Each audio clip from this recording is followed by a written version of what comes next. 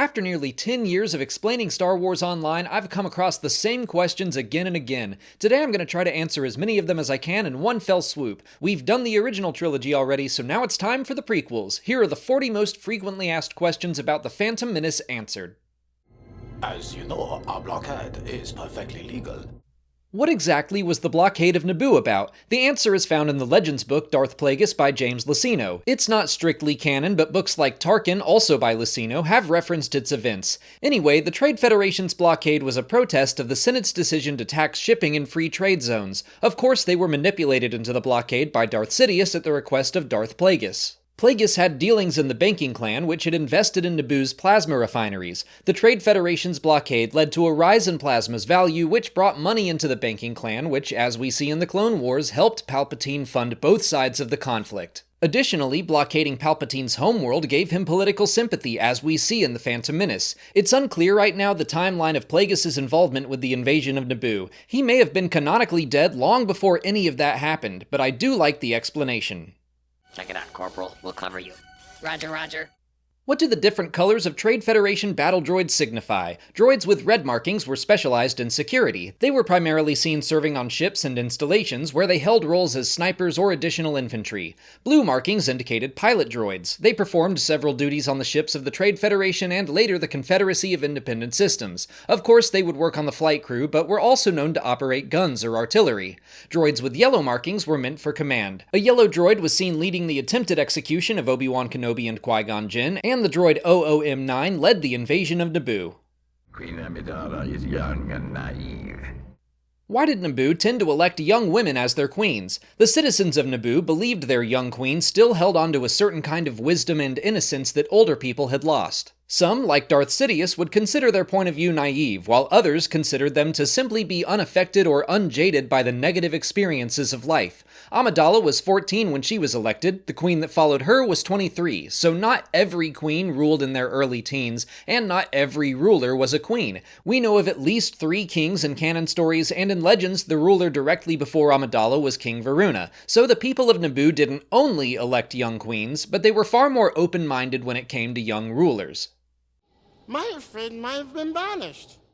Why was Jar Jar Binks banished from Oto Gunga? He explains why in the movie, but it's not exactly straightforward or easy to understand. Of course, the basic reason is that he was clumsy and kept causing accidents, but he says the final incident involved Boss Nass's luxury Hay-Blibber submarine. According to Star Wars legends, Jar Jar had a job in Boss Nass's kitchen. Binks blew up an oven, which cracked the bubble wall, flooding a party the boss was holding. Jar Jar attempted to save Nass's Hay-Blibber, but just wound up crashing it. So he was banished, and less than a week later, ran into Qui-Gon Jinn and Obi-Wan Kenobi.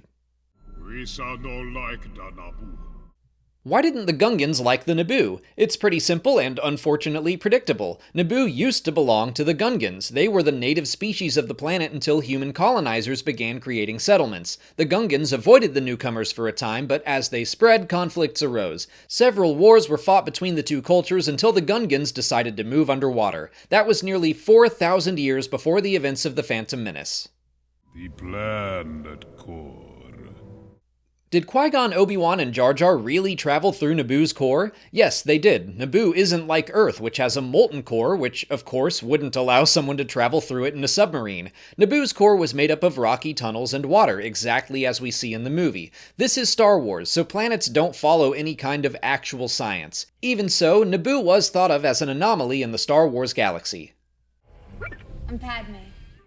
Was Queen Amidala's first name a secret? Yes, her true name, Padme Naberrie, was a secret to preserve anonymity for herself and her family. It was tradition for Naboo's rulers to forsake their true names during the entirety of their reign, a sign that they were acting in service of the planet and not in vanity. And of course, it also added a layer of protection for her and the Naberrie family. So throughout the election, she was known simply as Amidala. That identity became like an entirely different person that Padme and her decoy Sabe would take on, as if they were playing a character. When her 2 terms were complete, Padme kept the name Amidala as a senator when secrecy was no longer required. We are brave, Your Highness.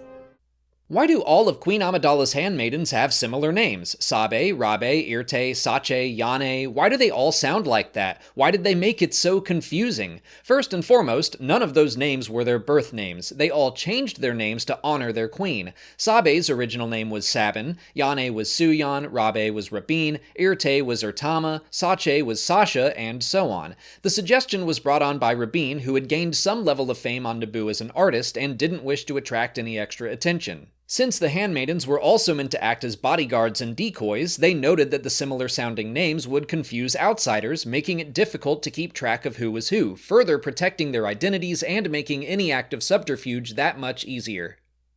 Are you an angel? What? Are there really angels on the moons of Iego? Kind of. There were angelic beings who were called the Diathem. Their beautiful, glowing appearance made spacers mistake them for angels, and their legends spread throughout the galaxy. Anakin Skywalker, of course, compares Padme to the angels he'd heard stories about. Over a decade after their meeting during the Clone Wars, Skywalker would travel to Iego himself, where he personally met one of the Diathem. Their world had been conquered by the Separatists, and Obi-Wan Kenobi and Anakin helped them liberate Iego and its surrounding moons. What was Quinlan Vos doing on Tatooine? We can just barely see a glimpse of a background actor whose character design wound up inspiring the creation of Quinlan Vos in the Legends Star Wars Republic comics, and so it was decided to retcon that background actor to be Quinlan Vos. All we know from canon stories is that Quinlan frequently went on undercover missions, so it stands to reason that he couldn't talk to Qui-Gon without blowing said cover. The Star Wars Legends comic The Stark Hyperspace War confirms exactly that. Quinlan's Padawan, Aayla Secura, was there with him, and Vos later told her that he regretted not sacrificing his cover to help Qui-Gon, having heard about the Jedi Master's death right before they left Tatooine. Does Anakin have a statue of Maz Kanata? Shockingly, yes, he does. I can't fully remember how all of this started, but I think a fan pointed out Maz Kanata's similarity to the statue around the time The Force Awakens came out. Then in 2016, the reference book Star Wars Complete Locations was released and confirmed the connection. Obviously, it's a retcon. It's not like The Phantom Menace was foreshadowing Maz Kanata in 1999. It's just fun and harmless, so why not? The book points out the strange statue of an alien pirate Anakin picked up from a passing trader. It doesn't call out Maz Kanata by name, so I guess we can't say that's meant to be Maz 100%, but we all know what the writers of the book were implying. Where is everybody? Did Anakin really build C-3PO from scratch? Not exactly. This is wild, but way back in 1977, George Lucas answered some questions about concepts and characters from the original Star Wars. When talking about C-3PO, he said the droid was over 100 years old and worked at an embassy for a time, but he, like so many other protocol droids, fell into disrepair. But he was lucky enough to be reassembled by a young boy who worked for a junk dealer. What? Over 20 years before The Phantom Menace came out, George Lucas had the idea that 3PO would have been rebuilt by a young boy in a junkyard. It wasn't necessarily always meant to be Anakin, but that is crazy to me. Star Wars comics in both canon and Legends have confirmed that Anakin discovered C-3PO's remains in a junkyard and reassembled him over the course of 2 years. You must contact me.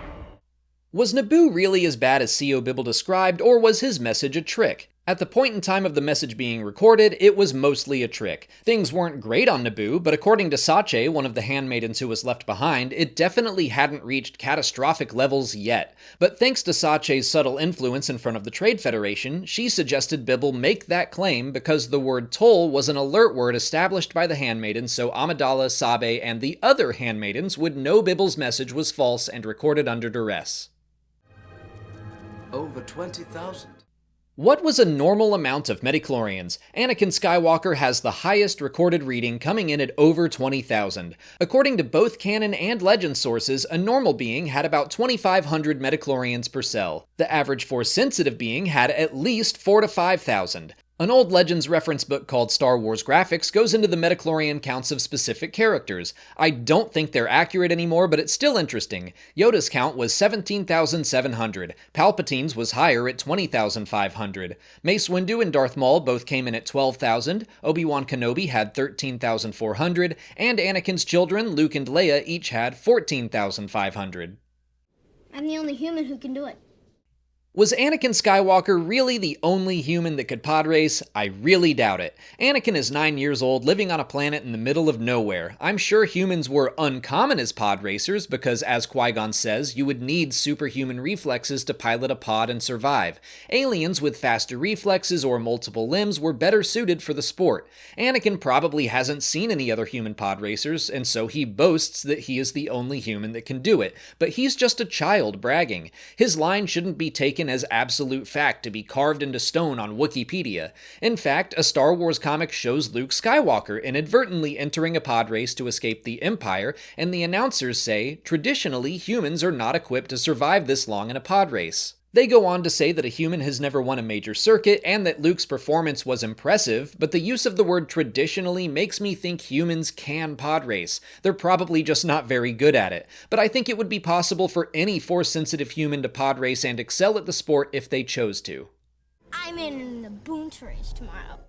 What does the holiday Boonta Eve celebrate? The canon answer is that it was an annual holiday that celebrated the supposed rise of Boonta the Hutt to godhood. That's also true in Star Wars Legends sources, but there we can find more details. 25,000 years before the events of the Phantom Menace, Boonta the Hutt defeated an infamous warlord named Zim the Despot, destroying the enemy fleet and taking their leader hostage. As a reward, the Hutts named a planet after Boonta, and Boonta's Eve was created to celebrate the anniversary of his victory. The holiday spread to many Hutt-controlled planets, which included Tatooine. While those details aren't currently canon, it's interesting to note that Zim the Despot has been mentioned in reference books surrounding Solo: A Star Wars Story, because a familiar relic of his Legends reign, a crystal skull, could be seen in Dryden Voss's yacht. This is so wizard, Annie.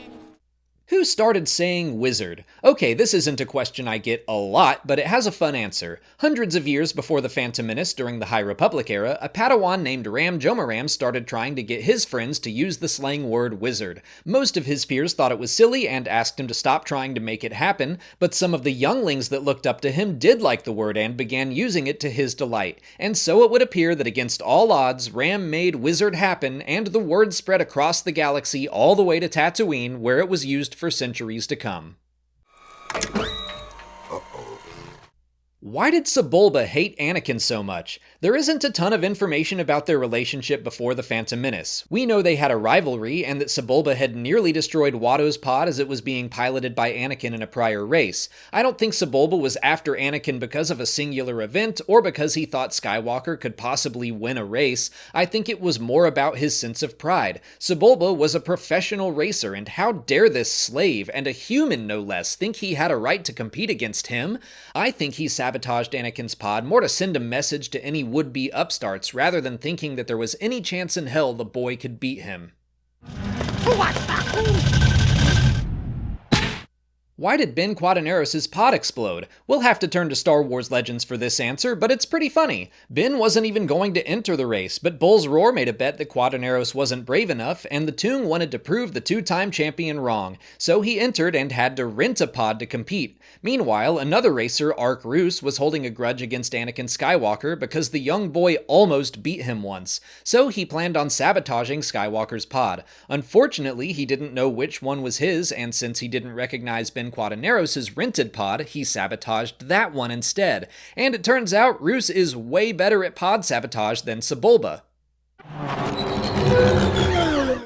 Why was Aurra Sing at the pod race? According to the reference book Scum and Villainy, she was there to collect a bounty on one of the racers, Neva Key. Legend sources long claimed Key had gone missing during the second lap of the race during a stretch of the course that was suspiciously not covered by cameras, but an anonymous source sent Coruscant authorities footage of Neva Key being held against his will. His crashed racer is nearby, and Aurra Sing appears to be collecting payment from Jabba the Hutt after the race, so perhaps she shot out Key's engines, causing his disappearance. The working theory is that Farwan and Glot, the manufacturers of Key's pod racer, wanted to capture him to learn about the secret modifications he made to their engines.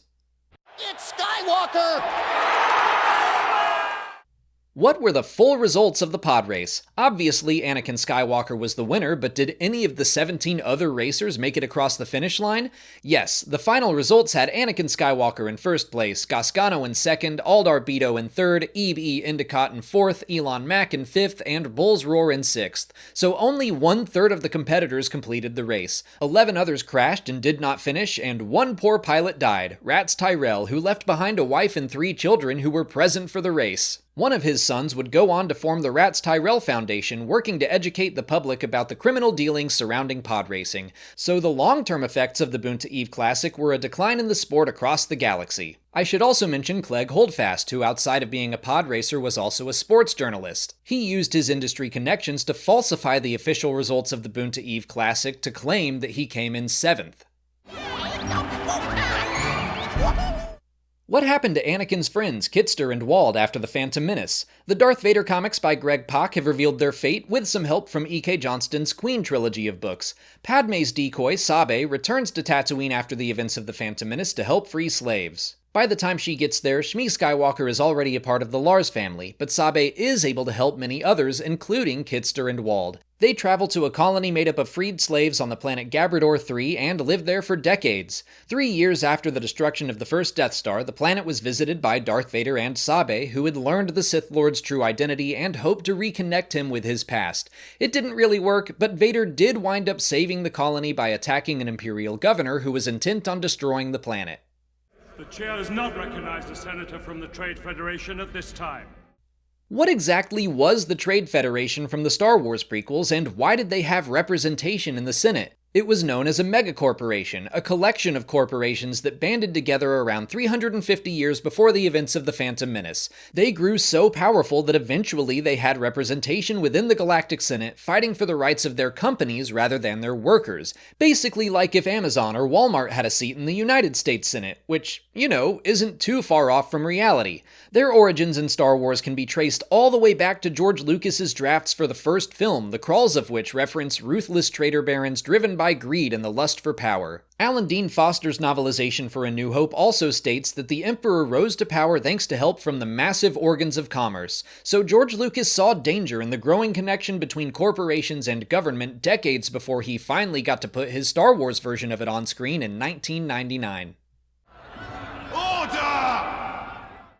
What's the deal with the extraterrestrials in the Galactic Senate? I mean, there are a lot of aliens in the Senate, but I'm specifically talking about the ones from the movie E.T. After Queen Amidala calls for a vote of no confidence, we can see 3 aliens that look exactly like E.T. from Steven Spielberg's classic movie. In-universe, they are called Asogians. We don't know a ton about them, but their senator's name was apparently Grebleeps, which is Spielberg spelled backwards. He was said to be a friend to the Jedi and a political enemy of Palpatine's during the Clone Wars, because he was quickly arrested for treason after the creation of the Galactic Empire. The Asogians were put into the Phantom Menace to fulfill a promise Lucas made to his friend Spielberg after a Yoda Halloween costume and several Star Wars toys were included in the movie E.T. Lucas said he would give E.T. a cameo in his next Star Wars movie. It was probably too late to make it happen for Return of the Jedi, and so Asogians were put into Episode 1. I move for a vote of no confidence. What happened to Chancellor Valorum after the vote of no confidence? Finis Valorum only had one more canon appearance after the events of the Phantom Menace. In the Clone Wars episode The Lost One, the Jedi stumble across the lightsaber of Jedi Master Sifo Dyas, who went missing during Valorum's time in office. They discovered Sifo Dyas was sent on a mission to the planet Obadiah by the Chancellor's office. Yoda visited Valorum and asked about the details of the mission, which in turn helped the Jedi learn more about Sifo Dyas' disappearance, the creation of the Clone Army, and the 2 Sith Lords that were behind the entire plot. No, he will not be trained. Why did the Jedi Council think Anakin was too old to train? They could see that he was clearly attached to his mother, because of course he was, and they were afraid those tendencies would keep him from fully adhering to the Jedi Code. They turned out to be right about that. I think we've seen that it's not impossible for older students to become Jedi. We've seen it happen with Luke and Leia and Ezra, but at this point, the Jedi Council seems to have a one-size-fits-all institutionalized form of training. They didn't seem super willing to give Anakin, the Chosen One Skywalker, special attention to help him him deal with his fears and feelings. The book Master and Apprentice by Claudia Gray tells us about Dooku's first Padawan, Rael Averross, who was 5 when he was taken into the Jedi Order, and he had a difficult time holding to the Jedi Code. He continued to be a nonconformist Jedi Knight to the point where he was sent on assignments that would keep him far away from the Jedi Temple. The Council probably thought 5 years was already too old because of Averross, and then when a 9-year-old walked through their doors, their first reaction was to say, absolutely not. Obi-Wan is ready. I am ready to face the trials. What were the Jedi Trials? Traditionally, it was a series of tests undergone by Padawans to become Jedi Knights. The Trial of Skill was a display of control over the Force and their lightsaber. The Trial of Courage was about facing their fears. The Trial of the Flesh was about sacrifice and commitment to the light side. The Trial of the Spirit was about overcoming personal shortcomings and weaknesses. And the Trial of Insight was about recognizing and resisting lies or illusions. But the trials could be custom made by a Padawan's master, or if a Padawan underwent a great trial on their own, the Council could choose to promote them to the rank of Jedi Knight. For example, Obi-Wan's defeat of Darth Maul served as his trial, or sometimes the trials were dropped altogether if the Council saw fit. After the start of the Clone Wars, Anakin Skywalker and several other Padawans were quickly knighted to make up for the losses seen at the Battle of Geonosis. I have one battleship on my scope.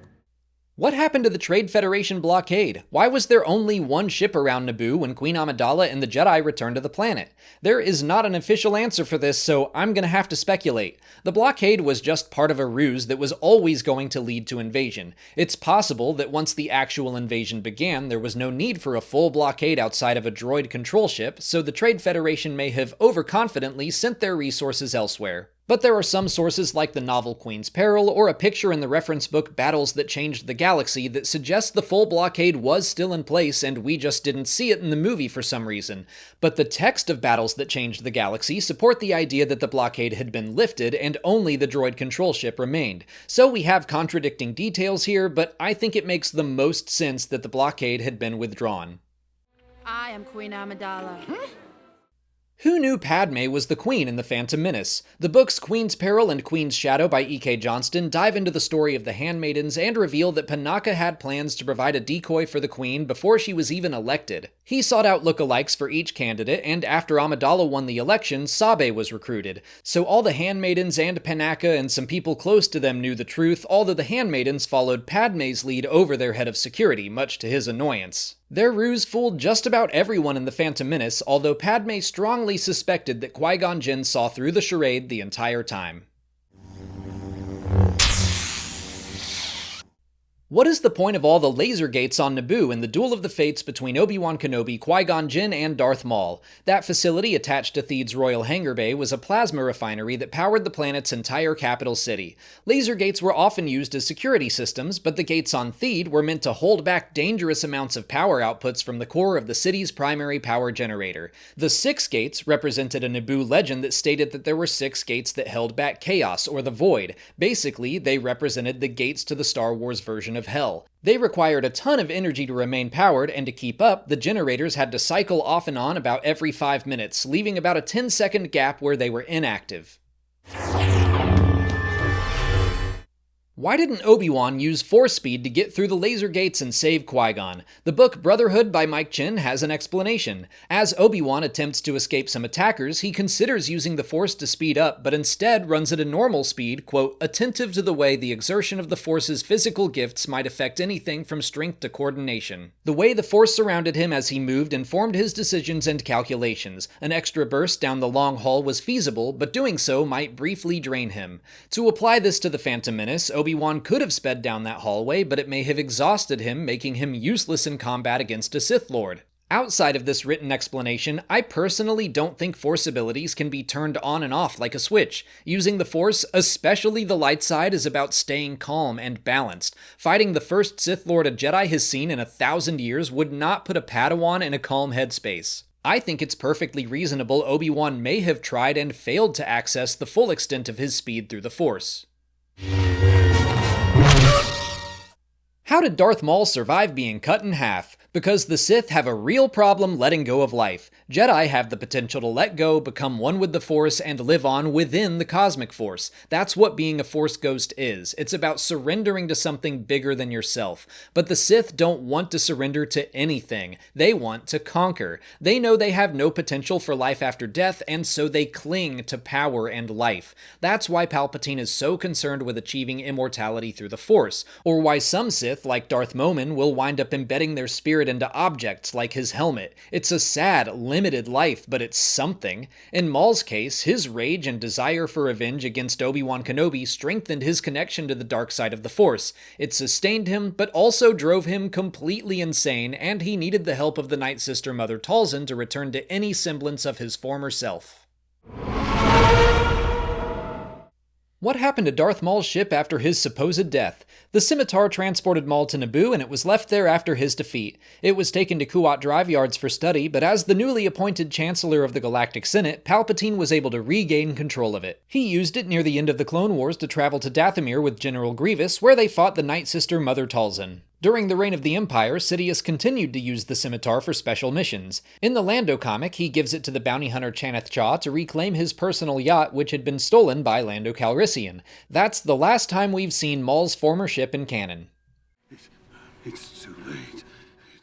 Why does Qui-Gon Jinn die of a stab wound when several other characters have survived the exact same injury? We've recently seen Sabine Wren, the Grand Inquisitor, and Reva get stabbed by lightsabers and be just fine. So what gives? I would argue that Qui-Gon was stabbed far more fatally right in the middle of his abdomen, and then he lay there dying while Obi-Wan was just hanging out. Sabine likely received medical attention right after her injury. Meanwhile, the Grand Inquisitor and Reva both used the dark side and their desire for revenge to cling to life, like a less drastic version of Darth Maul surviving being cut in half. Why didn't Qui-Gon's body disappear when he died? That only happened to Jedi who had learned to fully give themselves to the light side of the Force. We see it happen for Obi-Wan Kenobi, Yoda, Luke Skywalker, Leia Organa, and Ben Solo. It required special training, and in the Clone Wars we learn that Qui-Gon had undergone some of it, but not all of it. He learned enough to keep his identity in the Force, and as part of the Cosmic Force he was able to continue his journey until he was able to manifest as a voice and eventually a Force ghost. But at the time of the Phantom Menace, he didn't yet know how to give himself over to the Force so that his body would disappear. What happened to the lightsabers and kyber crystals of fallen Jedi? It sounds like it was handled on a case-by-case basis. The novel Cataclysm, set in the High Republic era, sees the unfortunate deaths of several Jedi. The lightsabers of the fallen were burned along with their bodies, but one Padawan was given permission to take up and use the lightsaber of their fallen master. Even though the lightsabers remained with the Jedi, their kyber crystals did not. The hearts of their sabers were removed and placed in a memorial called the Kyber Arch, which was built out of the crystals of countless Jedi who had perished in battle over the course of generations. After the fall of the Jedi Order, we saw the Empire destroy many lightsabers in a public display, and the Imperial Inquisitors kept the weapons as trophies in the Fortress Inquisitorius. What will happen to me now? What happened to a Padawan whose master died before completing their training? In Obi-Wan Kenobi's case, Qui-Gon's death was irrelevant to his status as a Jedi. Defeating Darth Maul in combat was seen as Kenobi's Jedi trial, and the Council decided to elevate him to the rank of Jedi Knight. But Anakin was also kind of Qui-Gon's Padawan, even if it was unofficial, and we see the answer to the question play out in the movie. If a Padawan's master died before their training was complete, they were simply assigned a new master. Anakin becomes Obi-Wan's official Padawan once the Council approves. We've also seen this exact situation play out in the High Republic era. Reath Silas's master dies in a Nihil attack, and he becomes the apprentice of the Jedi scholar Comac Vitus. I think you can kiss your trade franchise goodbye. What happened to Captain Panaka after the Phantom Menace? The invasion of Naboo made him more paranoid and militaristic, which unfortunately strained his relationship with Queen Amidala. Still, he served as her bodyguard until she became a senator. At the start of the Clone Wars, he was the head of security for Queen Jamilia. He maintained a good connection with Chancellor Palpatine since he was also from Naboo. When the Galactic Republic became the Galactic Empire, Palpatine promoted Panaka to become the Moff of Naboo's sector. 16 years later, he happened to meet Princess Leia Organa of Alderaan, who visited him at his vacation home on one of Naboo's moons. Panaka was able to deduce that she was the true daughter of Amidala, but before he could inform the Emperor, he was killed in a terrorist attack by Saw Gerrera. What happened to the handmaidens after the Phantom Menace? Irte moved to Otoh, where she worked as an artist and engineer. Rabe studied music at an academy in Theed. Sache was tortured and scarred by the Trade Federation during the invasion of Naboo. Her refusal to give up the names of the Resistance made her a hero. She ran for a seat in the planetary government when Amidala's 2 terms as queen came to an end, and she won. She married her girlfriend Yane, who devoted her time to fostering orphans on Naboo. Sabe traveled to Tatooine to help free slaves, and she saved many lives. After the rise of the Galactic Empire, Sabe began investigating Padme's sudden death. 2 decades later, an entire movement had been born out of that investigation. A group called the Amidalans that included all of the handmaidens and the pilot from the Phantom Menace, Rick Ollier, sought revenge against Darth Vader, who they believed was responsible for Padme's death. They confronted Vader shortly after the events of The Empire Strikes Back. Ollier and many others were killed, but Vader spared the handmaidens. Why was Qui-Gon Jinn cremated on Naboo? Cremation was normal for fallen Jedi. The Clone Wars, Tales of the Jedi, and other stories have shown us Jedi funerals. Normally, the ceremony would be held on Coruscant at the Jedi Temple, but Qui-Gon Jinn died defending Naboo and had earned the respect of Queen Amidala, so she requested he be honored on her homeworld where the people of Naboo could pay their respects. After the service, a shrine was built to keep his memory alive, and every year on the anniversary of the Battle of Naboo, Padme and other citizens of the planet lit candles and incense to remember those that gave their lives to defend their home. Always 2 there are. How did Yoda know about the Rule of Two if it was created in secret after the Sith Order's supposed destruction? I think we could interpret that line as Yoda simply knowing that the Sith tended to operate as a master and apprentice together. Even when they numbered in the thousands, Sith masters often had apprentices that worked to overtake them. So Yoda might not necessarily know of the capitalized official Rule of Two established by Darth Bane, meaning that there would only ever be 2 Sith. Instead, he might be telling Mace they can't just assume Maul was working alone. But if we hop over to Star Wars Legends, role-playing and reference materials tell the story of Kib Jeen, a Padawan who fell to the dark side and eventually discovered 2 Sith still existed in the form of the Rule of Two. The Jedi fought and killed Jeen about 150 years before the Phantom Menace, and he used his dying words to say that there were always 2 Sith, no more, no less. That's the best answer we have right now, but it's very possible we could get something more definitive in the new series, The Acolyte. Was Jar Jar Binks a secret Sith Lord? No. This question comes from an admittedly very well thought out fan theory by Reddit user Lumpawaru, who points at Jar Jar's acrobatics, his incredible luck, the fact that he has yellow eyes, and more, basically saying that Jar Jar was clearly meant for a larger role in the prequels, and that he would have been Palpatine's next apprentice instead of Dooku. I do think the theory is a fun read, and it's better put together than 99% of Star Wars theories I've ever seen. I absolutely think Jar Jar Binks was meant to have a larger role in Attack of the Clones and Revenge of the Sith. Actor Ahmed Best has said as much, but I don't believe he would have wound up being a full-on Sith villain. But that brings us to the end of the 40 most frequently asked questions I've seen about the Phantom Menace. I'm sure there are more great questions I missed, so leave yours in the comments. If you liked this video, check out the ones I've already done answering frequently asked questions for A New Hope, The Empire Strikes Back, and Return of the Jedi. I'm also hard at work on Attack of the Clones right now. Make sure you catch those by liking this video, subscribing to the channel, following us on our socials, and please consider checking out our Patreon page for even more Star Wars talk. As always, thanks for watching, and may the Force be with you.